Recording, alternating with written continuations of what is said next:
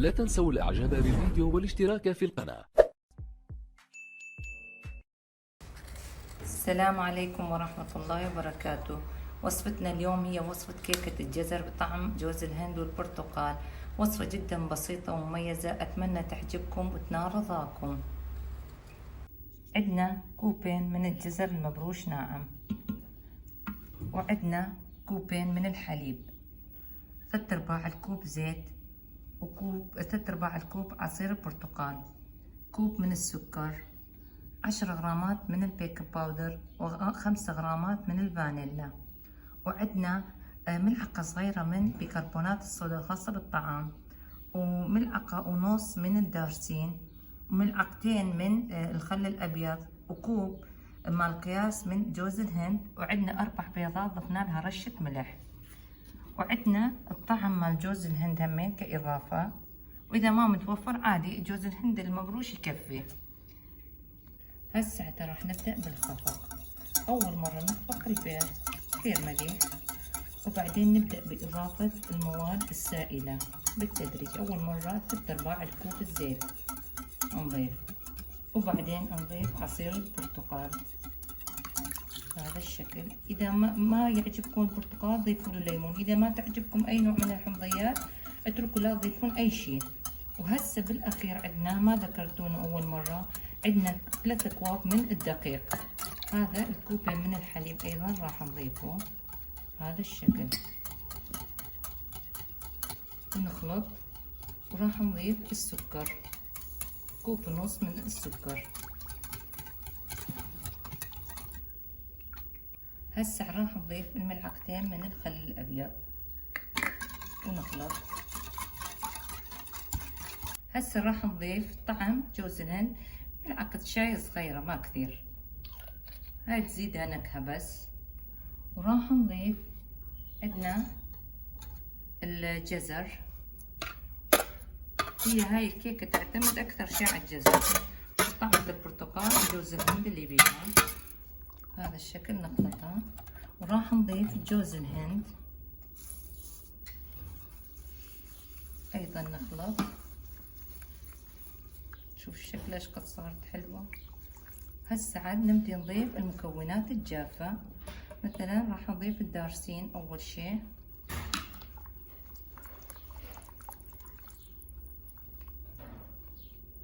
وراح نضيف بيكربونات الصودا ملعقة صغيرة، لا تكثرون لأنه بعدين تعطي معاكم مرارة للكيكة. هاي لأنه حطينا لها جزر وجوز الهند، فنحط لها بيكربونات الصودا حتى تخليها ترتفع أكثر. هسه راح نضيف للدقيق. هسه بدأنا نضيف البيكنج باودر والفانيلا، ضاعفت شوية الكمية مالتها لأنه ضاعفنا الجزر حتى تنطيها طعم طيب، يعني 10 غرامات فانيلا و10 غرامات بيكنج باودر.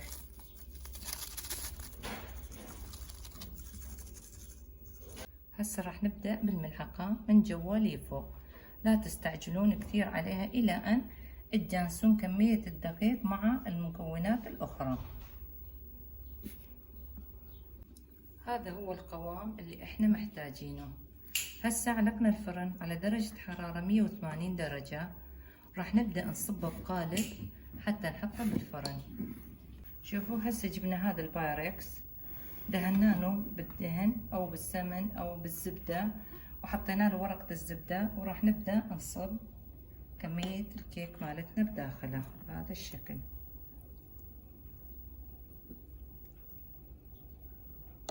شوفوا هسه راح ناخذها على الفرن. انا كل مرة كنت استعمل كريمة فيزون، بس هالمرة قررت اجرب ويبينج كريم لشوف شلون تطلع معايا، وراح اعمل لكم اياه قدام الكاميرا حتى تتأكدون انه شلون تطلع معانا. راح ناخذ كوبين من كريمة الويبينج، وبعدين نضيف عليها 3/4 الكوب الماي البارد او المثلج على كيفكم انتو، نشوف شلون نخلطها. هسه هاي اول كوب راح نضيفها، وراح نضيف الكوب الثاني، راح نضيف معاها 3/4 الكوب الماي البارد، ونبدأ نخلط شوية على كيفكم. إذا حسيتوها شوية قوية ضيفوا لها معلقتين همين من الماء، ما يضر شيء. تخلطون بقوة. شوفوا بهذا الشكل. هسه قدامكم راح أعمله بدون خلاط بدون أي شيء، تشوفون شلون تطلع معاكم.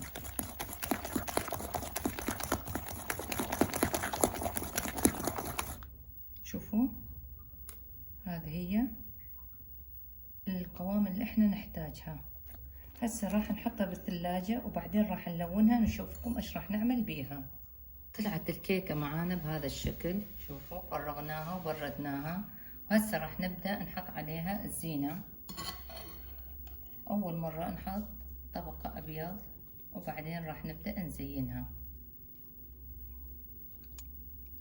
نساويها من جميع الجهات.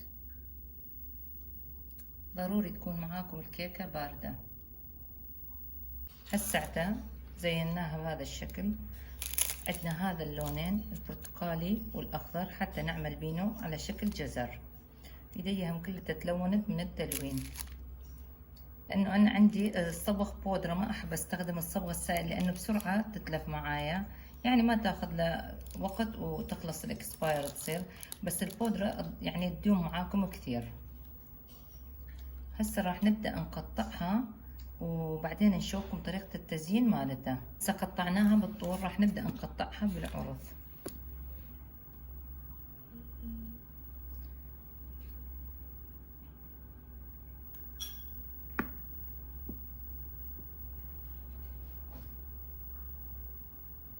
نحاول نسوي قطع مالتنا.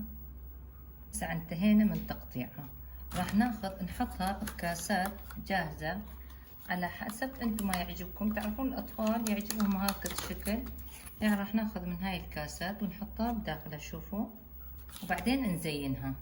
هذا هو شكلها. شوفوا من الداخل هذا الشكل طلعت معانا. هسه راح نحطها بداخل الكاسة. هسه بهذا الشكل راح ناخذ اللون البرتقالي مالتنا، نستعمل هكذا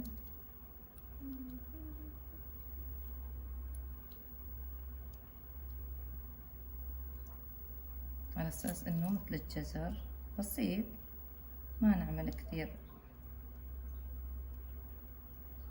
شي بسيط نعمل له. هاي التزيين كثير بسيط، يعني اي وحدة تطيق تعملها.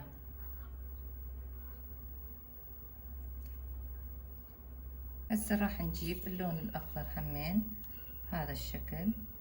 شوفوا نعمل له باك بسيط كورقة بسيطة، يعني بس هكذا، ما يراد له هذاك الشغل الكثير يعني، بس انتم يراد له شوية تركيز من عندكم بسيط جدا. شوفوا ورقة بسيطة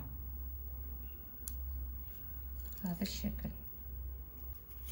شوفوا بسيط هكذا نعملنا. شوف طلعت كثير كثير حلوة. هسه راح نكمل التزيين هاي الطريقة البسيطة جدا. شوفوها يعني كثير كثير بسيطة، بس تعرفون مرات تعطي فرق. أشياء بسيطة معانا تعطينا فرق كثير حلو بسيط جميل بنفس الوقت.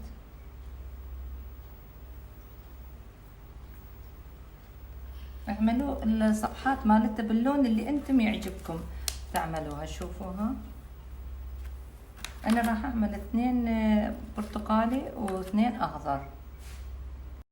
هذا هو شكلها النهائي. شوفوها طلعت رائعة جدا مميزة.